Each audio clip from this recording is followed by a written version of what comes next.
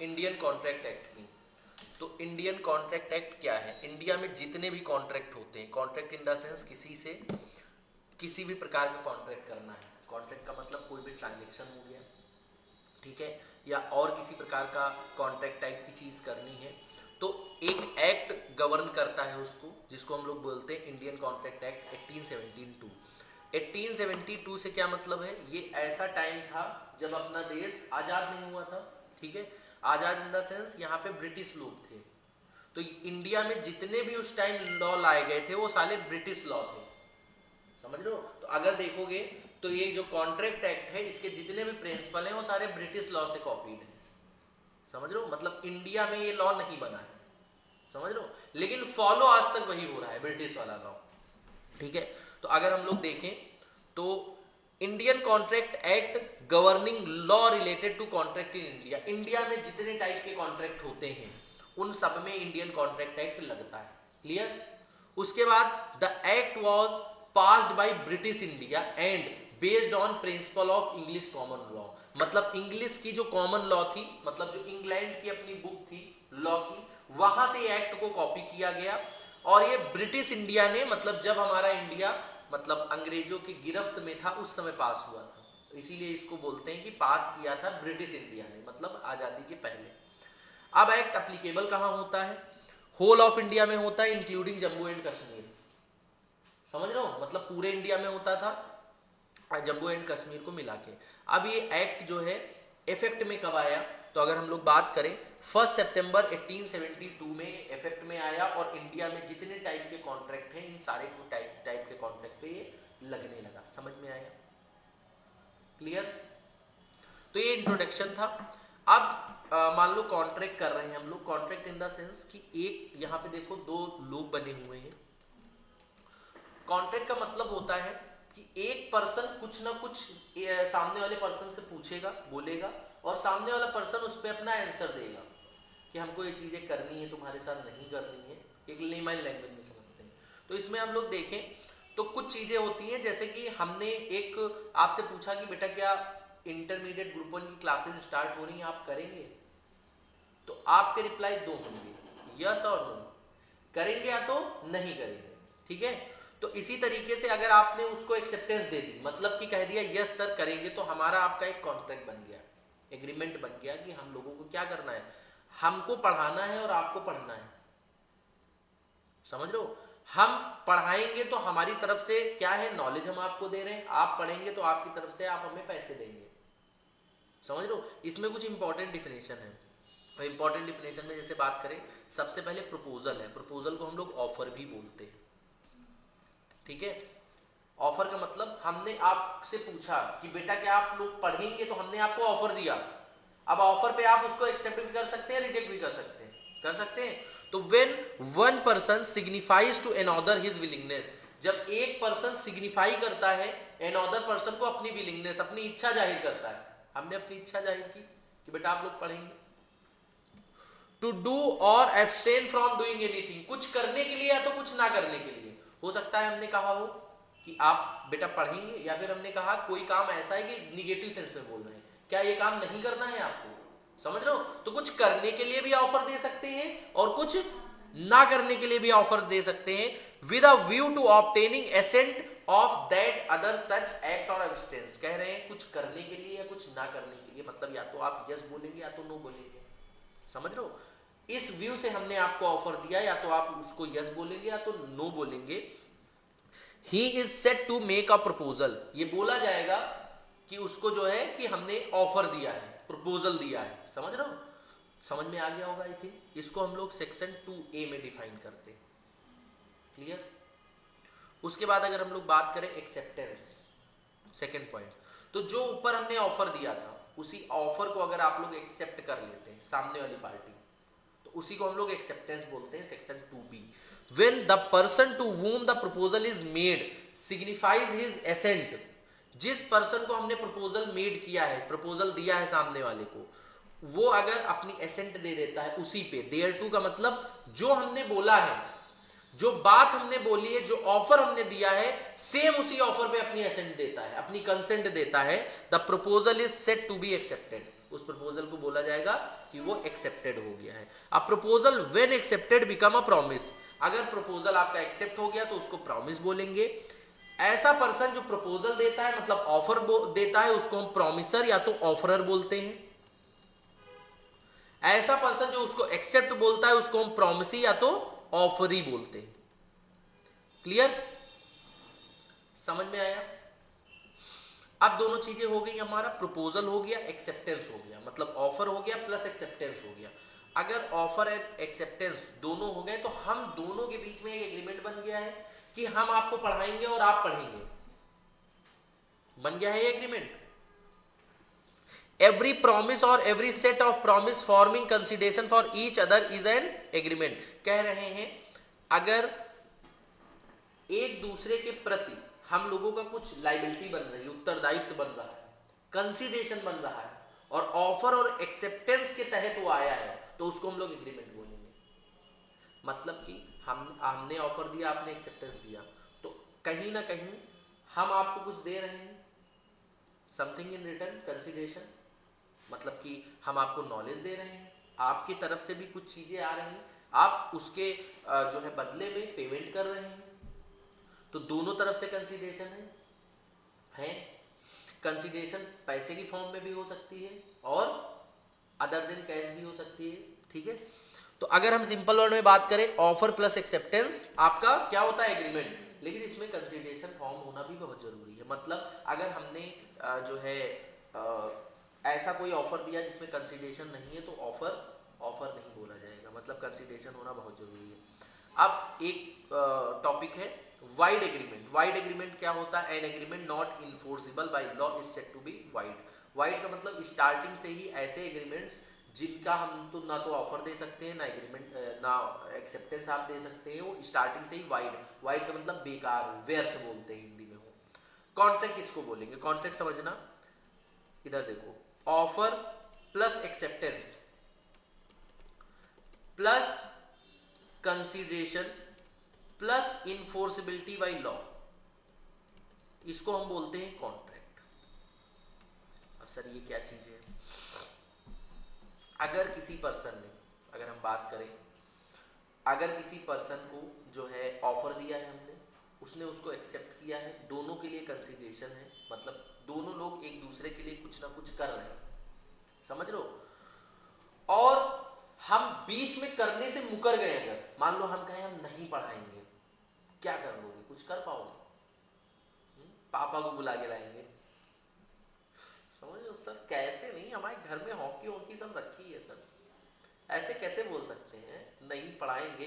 पैसे लेने के बाद कुछ कर पाएंगे? लीगली अगर कोई प्रोसीडिंग की बात करें, कुछ कर पाएंगे? नहीं कर पाएंगे, समझ लो, क्योंकि जो हम लोगों ने किया वो एग्रीमेंट है, कॉन्ट्रैक्ट नहीं है, समझ लो। आप कहोगे सर डिफरेंस क्या है? क्या डिफरेंस है? एनफोर्सिबिलिटी का लॉ वो क्या होता है?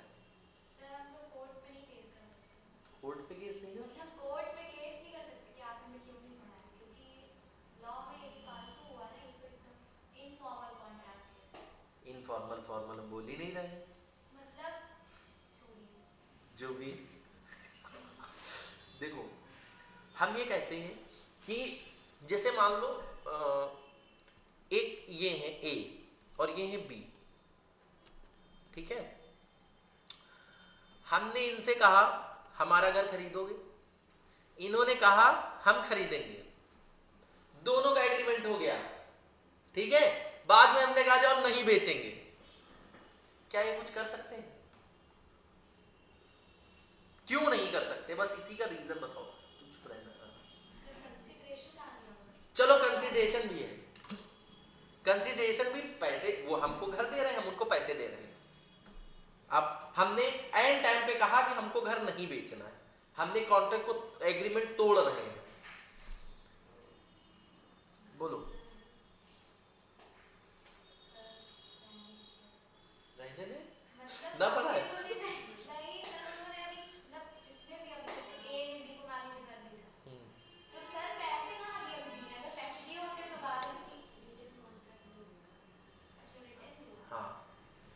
रिटेन कोई प्रकार का कॉन्ट्रैक्ट नहीं हो, रिटेन एग्रीमेंट नहीं हुआ, तो कहा जाता है ऑफर हो, एक्सेप्टेंस हो, प्लस इन्फोर्सिबिलिटी बाय लॉ होनी चाहिए। इन्फोर्सिबिलिटी बाय लॉ, आपका जो एग्रीमेंट है वो रिटेन एंड रजिस्टर्ड होना चाहिए। रिटेन रजिस्टर्ड का क्या मतलब है? स्टैम्प पेपर जानते हो, स्टैम्प पेपर पे चीजें लिखी हुई हो, उस पे पार्टीज की साइन हो कि अगर आपने नहीं किया ये काम तो कोर्ट के जरिए हम करवा लेंगे। समझ रहे हो? जब दो कांस्टेबल घर के बाहर आके खड़े होंगे तो सारा काम हो जाएगा, सारे ऑफर एक्सेप्ट हो जाएंगे, हो जाएंगे। अगर आप विदाउट किसी क्या बोलते हैं इनफोर्सिबिलिटी बाय लॉ के, विदाउट किसी प्रूफ के कोर्ट के पास जाओगे, कहोगे इनको ये इनसे हमको 1 लाख रुपए लेने हैं, कोर्ट मानेगा? क्या प्रूफ है आपके पास कि 1 लाख रुपए आपको लेने हैं कि देने हैं? अदालत सबूत मांगता है और सबूत है नहीं। इसीलिए कहा जाता है कोई भी एग्रीमेंट हो तब तक वो जो है कोर्ट में लीगल नहीं होता है, मान्य नहीं होता है, जब तक वो इन्फोर्सिबल में नहीं होता है। इन्फोर्सिबल का मतलब रिटेन एंड रजिस्टर्ड नहीं होता है। समझ में आया कि कॉन्ट्रैक्ट किसको कहेंगे? बहुत ज्यादा डिफरेंस है एग्रीमेंट और कॉन्ट्रैक्ट में। एग्रीमेंट में अगर देखा जाए ऑफर प्लस एक्सेप्टेंस होती है, किसी भी प्रकार का लीगल एलिमेंट नहीं होता है, इन्फोर्सिबिलिटी बाय लॉ नहीं होती। एग्रीमेंट तो हम लोग आपस में बोले पढ़ा देंगे, तुम कहो ठीक है सर, वो एग्रीमेंट है। लेकिन इसी तरीके से हमने लिख के दे दिया एक स्टैम्प पे कि हम तुमको 6 महीने पढ़ाएंगे कोचिंग में या 1 साल पढ़ाएंगे, स्टैम्प पे लिख के दिया हमने, साइन किए अपने। तो अगर हम नहीं पढ़ाएंगे तो तुम कोर्ट में जा सकती हो उस पेपर को लेके, देखो सर ने लिख के दिया था, अब मुकर रहे हैं अपनी बात से। तो कोर्ट अपने जो है 2 बॉडीगार्ड भेजेगा तो यहाँ बैठ के तुमको पढ़वाएगा। समझ लो, ऐसे करके। समझ में आया? उसके बाद आता है एक वाइडेबल कॉन्ट्रैक्ट, इसको भी पढ़ते हैं। वाइडेबल को पहले इतना पढ़ो तुम लोग स्टार्टिंग से तुरंत, फिर आगे हम लोग पढ़ते हैं।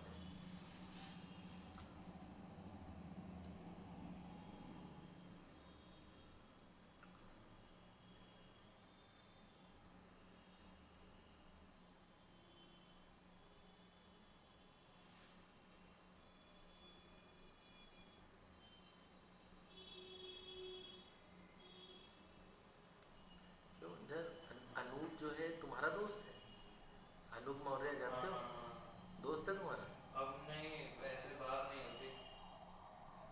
अच्छा, श्वेत सोच रहा था उसका वो आ जाएगा एग्जामिशन। शोएब? श्वेत, शोएब? अरे श्वेत जो बहुत श्वेत? अरे छोड़ो, श्वेत का फोन आया था।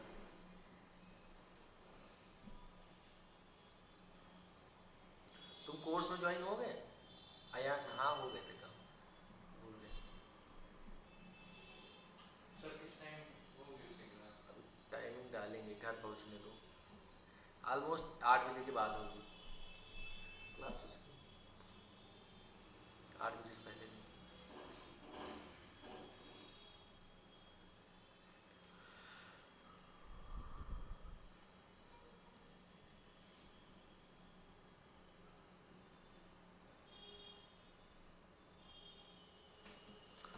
अगर हम अब बात करें वाइडेबल कॉन्ट्रैक्ट की, वाइडेबल कॉन्ट्रैक्ट क्या होता है?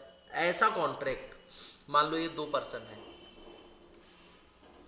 ठीक है, तो किसी एक की इच्छा पे वो कॉन्ट्रैक्ट कैंसिल हो सके और दूसरी की इच्छा पे कैंसिल ना हो सके, उसको हम लोग कहते हैं वाइडेबल कॉन्ट्रैक्ट। याद रखना, हम थ्रू आउट द क्लास चीजें आगे चल के पूछते रहेंगे और पीछे का हम चीजें वाइडेबल, जैसे कल परसों हो सकता है वाइडेबल के बारे में पूछें, तो ध्यान से समझना और बता पाना क्लास में, क्योंकि हम पूछते ज्यादा है।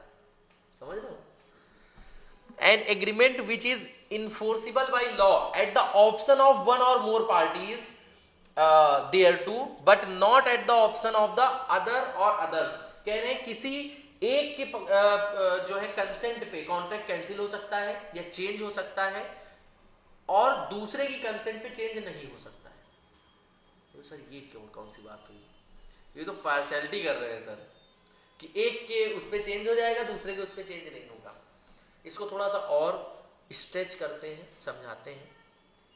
जैसे मान लो एक एग्जांपल दे रहे हैं कि आपसे कोई जोर जबरदस्ती से कॉन्ट्रैक्ट किया गया, समझ लो, गन पे, सर पे गन लगा दी गई आपको, तो कहने लगे साइन कर। समझ रहे हो सकता है ऐसा? तो उस टाइम तो आपने साइन कर दिया, लेकिन आप क्या हैं, आप पीड़ित व्यक्ति हैं, आपसे जोर जबरदस्ती से चीजें कंसेंट ली गई है, जोर जबरदस्ती वाली।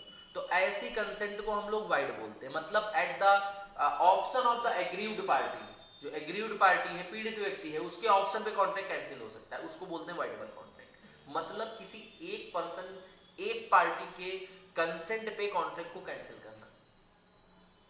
समझ में आया? That is called voidable contract. पढ़ो इसको, समझो।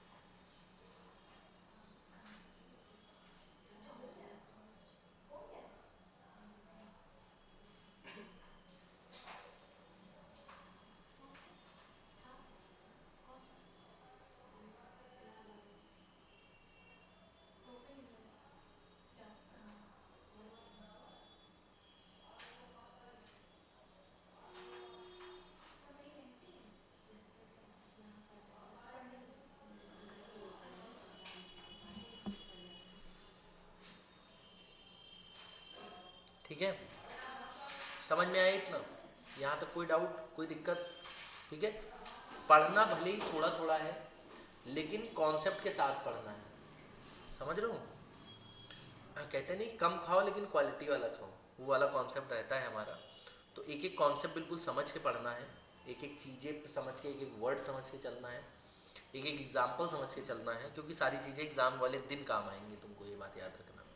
ठीक है, क्या कह रहे हैं, सारे एग्रीमेंट कॉन्ट्रैक्ट होते हैं क्या? नहीं होते। रट लिया, क्यों नहीं होते हैं? इन्फोर्सिबिलिटी बाय लॉ नहीं होती। देखो कहा गया है, देखो अगर हम लोग बात करें एग्रीमेंट की,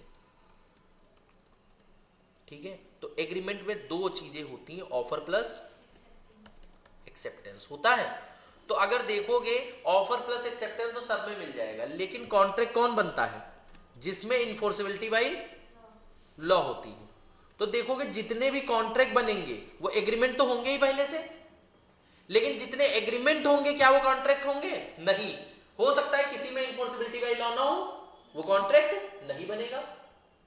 तो ये कहा जाता है ऑल एग्रीमेंट्स और contract but all contract are not agreements. समझ में आया? लिखा गया है no every agreement is not a contract and agreement to become a contract must given rise to legal obligation. मतलब लीगल ऑब्लिगेशन होनी चाहिए, मतलब रिटन रजिस्टर्ड होना चाहिए।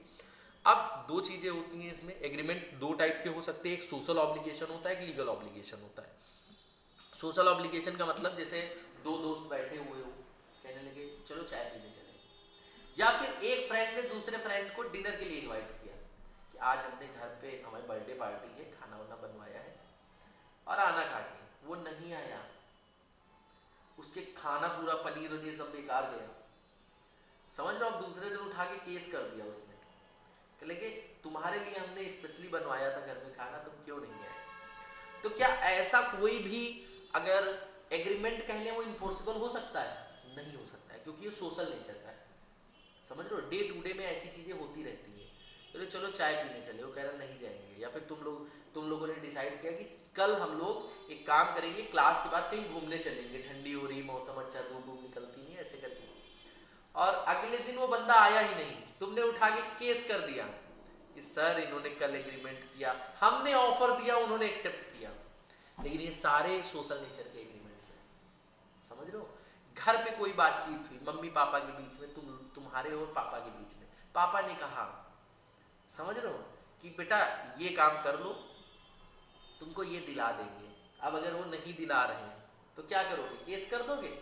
नहीं कर पाओगे, क्यों? क्योंकि ये सोशल नेचर का है, समझ रहे हो। इसी तरीके से एक एग्जांपल है, जैसे कि अगर कोई जो है हस्बैंड और वाइफ के बीच में कोई ऐसी बात होती कि तुम हमको ये दिला देना, समझ रहे हो, और वो दिलाने के लिए बोल देता है, बाद में दिलाता नहीं है, ऐसा होता है मोस्टली, तो उसको भी कोर्ट में नहीं ले जाके जा सकते हो कि इन्होंने बोला था कि हमारी एनिवर्सरी पे नेकलेस लेके देंगे, अब नहीं लेके दे रहे, समझ रहे हो, इनको जो है उम्र कैद की सजा दे दी जाए, ऐसे करके नहीं बोला जा सकता, ठीक है। तो कहा गया है an agreement given rise to social obligation is not a contract.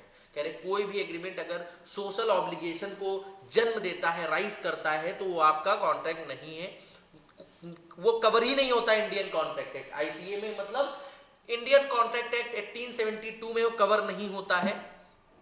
Example इसका दे रखा है, an agreement between two person to go together for cinema, या फिर फॉर अ वॉक, या फिर for a dinner, is an agreement of a social nature not covered under Indian contract act. कह रहे हैं वॉक करने चलते हैं, चाय पीने चलते हैं, सिनेमा के लिए चलते हैं, ये सारे सोशल नेचर के। Domestic agreements between husband and wife is not also a contract. अगर कोई डोमेस्टिक घरेलू हो रहे हैं हस्बैंड वाइफ, पेरेंट्स के बीच में, या फिर चिल्ड्रन एंड पेरेंट्स के बीच में, वो आपके कॉन्ट्रैक्ट एक्ट में कवर्ड नहीं होते। आगे legal obligation, agreement given rise to the legal obligation is a contract. ऐसे एग्रीमेंट जो लीगल चीजों को जन्म दे, आप किसी बाहर वाले के साथ कोई एग्रीमेंट कर रहे हैं कि हमको ये प्रॉपर्टी का ट्रांजेक्शन करना है, वो आपके सोशल नेचर के नहीं है, वो लीगल नेचर के हैं, तो वो कॉन्ट्रैक्ट एक्ट में कवर्ड होंगे, covered under Indian contract act 1872। समझ में आया? लास्ट लाइन इसकी लिखी है, every contract is an agreement but every agreement is a not a, ठीक है। ये पूरा आपका टॉपिक था। क्या टॉपिक था ये? इज एग्रीमेंट और कॉन्ट्रैक्ट, क्या सारे एग्रीमेंट कॉन्ट्रैक्ट होते हैं? ठीक है, तो ये टॉपिक है, इसको पढ़ लीजिए, फिर हम लोग आगे बात करते हैं।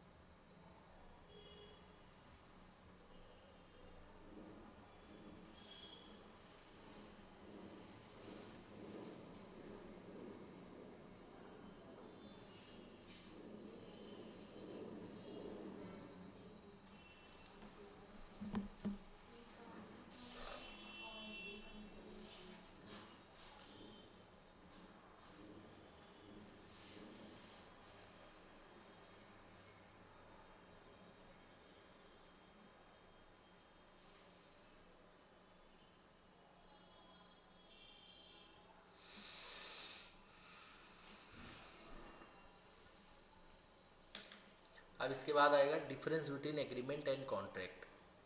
कॉन्ट्रैक्ट एंड एग्रीमेंट के बीच में क्या डिफरेंस है? तो अगर हम लोग बात करें, एग्रीमेंट भी पढ़ चुके हैं आप लोग, कॉन्ट्रैक्ट भी पढ़ चुके हैं। सबसे पहले इसकी मीनिंग बताई गई है, एग्रीमेंट और कॉन्ट्रैक्ट की अलग अलग।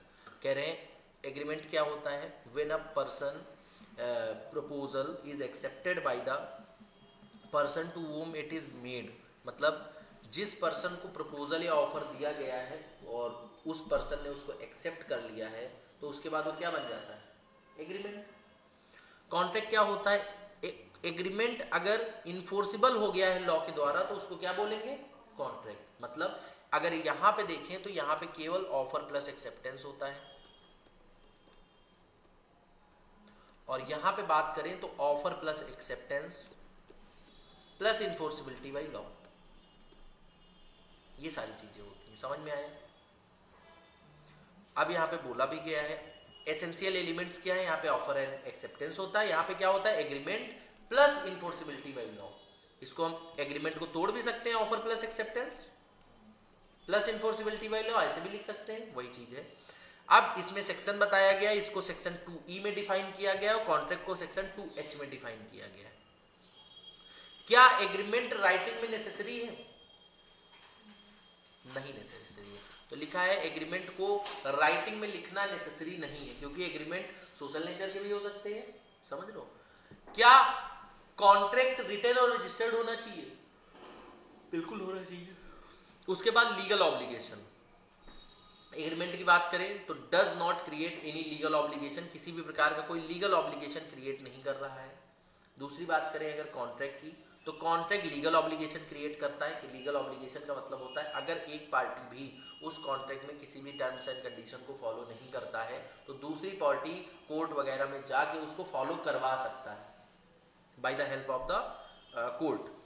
On the other hand every agreement need not to be contract, मतलब जितने भी एग्रीमेंट होते हैं वो सारे कॉन्ट्रैक्ट नहीं होते हैं, लेकिन सारे कॉन्ट्रैक्ट जो होते हैं वो एग्रीमेंट होते हैं। ठीक है?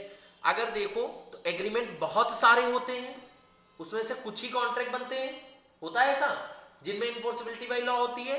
तो एग्रीमेंट का स्कोप बहुत वाइड है, बहुत सारे एग्रीमेंट्स हो सकते हैं, लेकिन कॉन्ट्रैक्ट वही होंगे जिनमें इन्फोर्सिबिलिटी बाय लॉ होगी। तो कॉन्ट्रैक्ट का स्कोप जो है वो छोटा है, नैरो है। समझ में आया?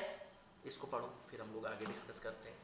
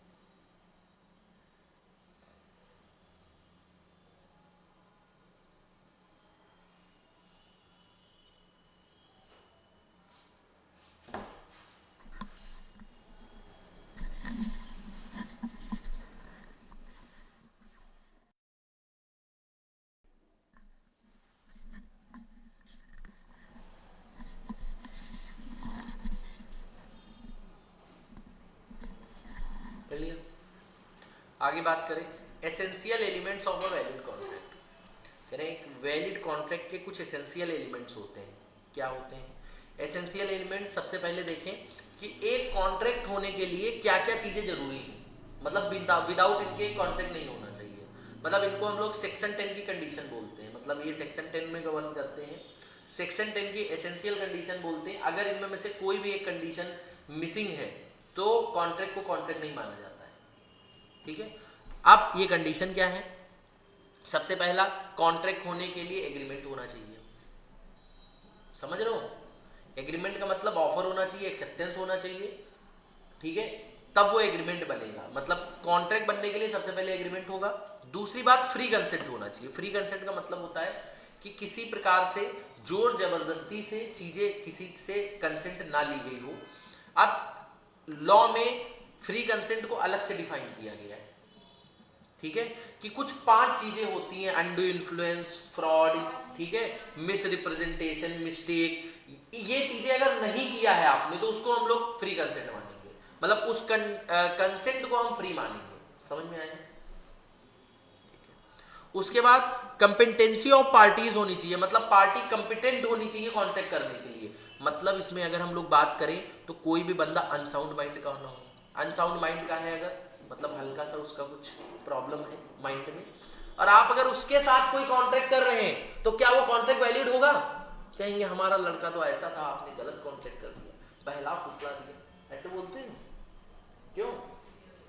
या फिर कोई बंदा 18 ईयर से नीचे है,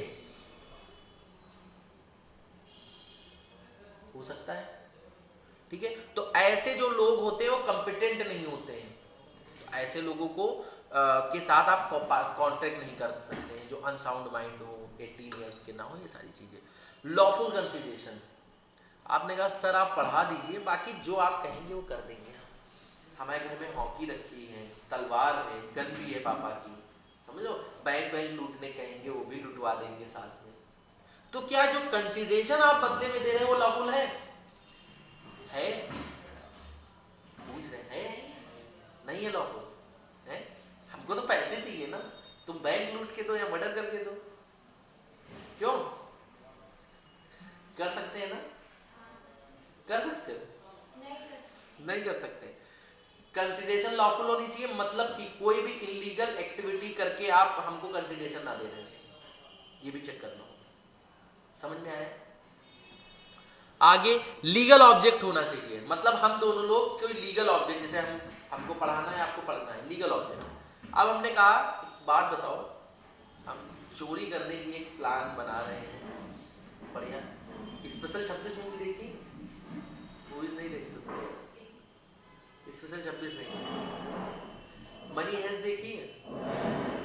नहीं देखी। कोई ऐसी चोरी वाली मूवी देखी जिसमें गैंग वैंग बना के चोरी करते हैं? नहीं देखी। हमारी क्लास का एक और वो बता दें, क्लास में अभी तो पहली क्लास है, क्लास में मूवीज के एग्जाम्पल बहुत होते हैं, तो अगर तुमने मूवीज नहीं देखी तो आधे एग्जाम्पल तुम जो है रिलेट नहीं कर पाओगे। समझ रहे हो? तो स्पेशल 26 महीना इसमें इनकम टैक्स रेट। हाँ हाँ,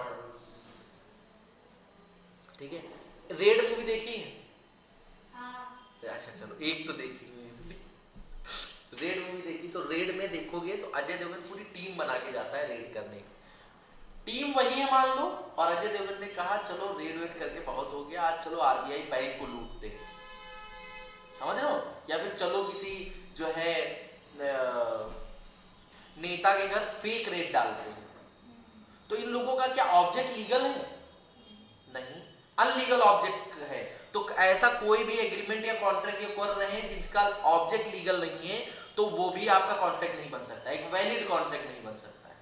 ठीक है, खुद ही तुम लोग जो है गलत किए पड़े हो, बाद में कोर्ट में क्या जाओगे? नहीं समझे? कॉन्ट्रैक्ट इन्फोर्सेबल तभी होगा जब सही होगा।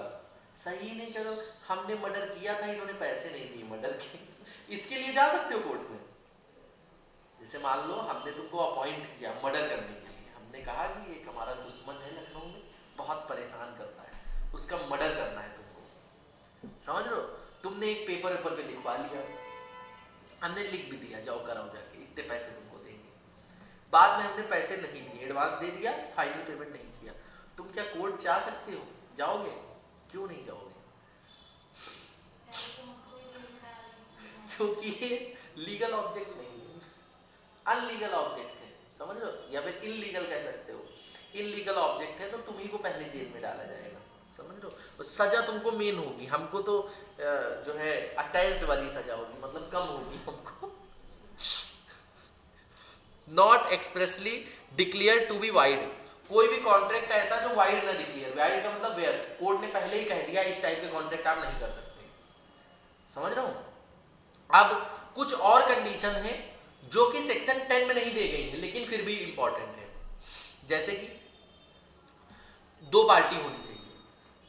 कॉन्ट्रैक्ट खुद से कर लोगे? खुद से कॉन्ट्रैक्ट कौन करता है? पागल करते हैं खुद से कॉन्ट्रैक्ट, वो खुद ही से करते हैं, मतलब खुद ही से बातें करते रहते हैं ना, ठीक है? तो एक कॉन्ट्रैक्ट करने के लिए 2 पार्टी होना बहुत जरूरी है।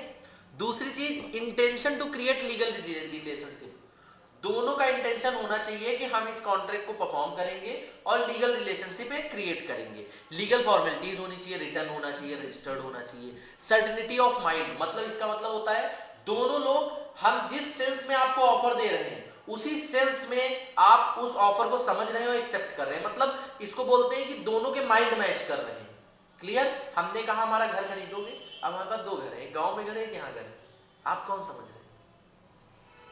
हम अगर गांव वाला सोच रहे हैं तो आप भी गांव वाला सोचें, अगर मैच नहीं कर रहा है तो आपकी एक कंडीशन नहीं मैच कर रही। दूसरी है पॉसिबिलिटी ऑफ परफॉर्मेंस, कॉन्ट्रैक्ट हमेशा पॉसिबल होना चाहिए परफॉर्म करने के लिए, मतलब ऐसा नहीं होना चाहिए कि आपने कुछ ऐसा कॉन्ट्रैक्ट कहा जो कि पॉसिबल ही नहीं है परफॉर्म करना। कहते हैं चांद तारे तोड़ लाना, पॉसिबल है? समझ लो, ये सब इमेजिनरी बातें हैं, तो ऐसा कोई कॉन्ट्रैक्ट नहीं हो सकता है। तो देखोगे यहाँ पे हमने पूरा एक्सप्लेन कर दिया, यहाँ पे आपको एक एक लाइन में सबकी एक्सप्लेनेशन लिखी होगी, एक बार पढ़ लो, उसके बाद हम लोग आगे डिस्कस करते हैं। एक बार खुद से पढ़ो फिर हम पढ़ते हैं।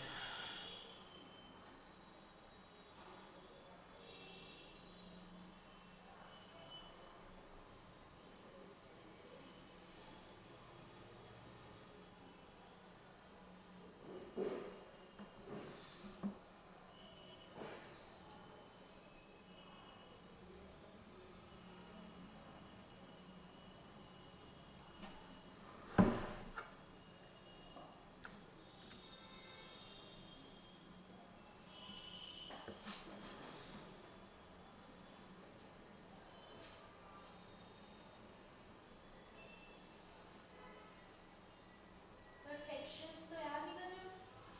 क्यों नहीं करने होंगे? मतलब करने हैं ना? क्यों करने हैं, क्यों नहीं करने हैं? तुम ये कह रही हो सेक्शन तो याद नहीं करने होंगे, तुमने पूछा नहीं, तुमने हमको बताया। नहीं सर, मतलब करना है कि नहीं करना है? आते हैं सेक्शन सर? सेक्शन डायरेक्ट नहीं पूछता है। अच्छा।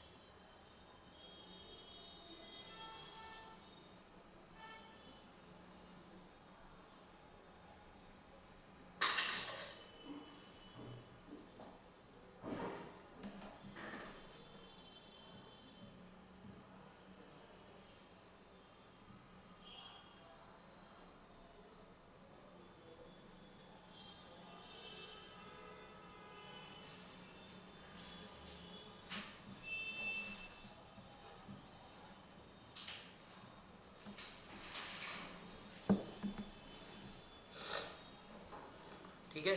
तो दो पार्टीज, मतलब हमेशा कोई भी कॉन्ट्रैक्ट करने के लिए दो पार्टी होनी चाहिए। ऑफर होना चाहिए दोनों लोगों को। देयर शैल बी ऑफर और proposal by one party, acceptance offer made should be accepted by other party. जो ऑफर दिया गया है वो अदर पार्टी उसको एक्सेप्ट करेंगी। Lawful consideration, the agreement shall be supported by lawful consideration, मतलब जो लेन देन हो रहा है वो लॉफुल होना चाहिए। ऐसा नहीं कि सर पढ़ा दीजिए मर्डर कर देंगे बदले में, ऐसा कुछ नहीं होना चाहिए। लॉफुल ऑब्जेक्ट होना चाहिए। हम लोग कोई अगर कॉन्ट्रैक्ट में इंटर हो रहे हैं तो उसका ऑब्जेक्ट भी लॉफुल होना चाहिए। कंपिटेंसी ऑफ पार्टी, पार्टीज जो है कॉम्पिटेंट होनी चाहिए, हमने बताया था, जैसे कि 18+ है मतलब मेजर होनी चाहिए, साउंड माइंड की होनी चाहिए, और डिस्क्वालीफाइड बाय लॉ नहीं होनी चाहिए, मतलब लॉ ने कुछ पर्सन को डिस्क्वालीफाई किया हुआ हो सकता है कि आप लोग कॉन्ट्रैक्ट नहीं कर सकते, तो ऐसे पर्सन्स नहीं होने चाहिए। आगे फ्री कंसेंट होनी चाहिए। फ्री कंसेंट हमने बताया ऐसी कंसेंट जो जोर जबरदस्ती से ना ली गई हो, जैसे कोअर्जन होता है, अभी आगे पढ़ोगे, अनडू इन्फ्लुएंस होता है, फ्रॉड होता है, मिस रिप्रेजेंटेशन या फिर मिस्टेक। इन पांचों चीज करके कोई कंसेंट ना ली गई हो उसको हम लोग फ्री कंसेंट बोलते हैं। Intention to create legal relationship, मतलब जो भी आपका जो है ऑफर दे रहा है, जो एक्सेप्टेंस दे रहा है, उन दोनों का इंटेंशन होना चाहिए एक लीगल रिलेशनशिप क्रिएट करने का। किसी प्रकार का सोशल वगैरह टाइप का एग्रीमेंट नहीं होना चाहिए। पॉसिबिलिटी ऑफ परफॉर्मेंस, समझ गए होंगे कि किसी प्रकार का ऐसा काम नहीं होना चाहिए जो कि पॉसिबल ना हो, कि कोई मैजिक ट्रिक करके हम कुछ कर देंगे या फिर कोई जो है चांद तारे तोड़ लाना, ये वाला एग्जांपल। लीगल फॉर्मेलिटीज, कॉन्ट्रैक्ट आपका रिटन होना चाहिए, रजिस्टर्ड होना चाहिए, जो भी उसका स्पेसिफिक प्रोसीजर है वो सारे फॉलो होने चाहिए। समझ में आ गया होगा? एक बार रीड अप कर लो फिर आगे बढ़ते हैं।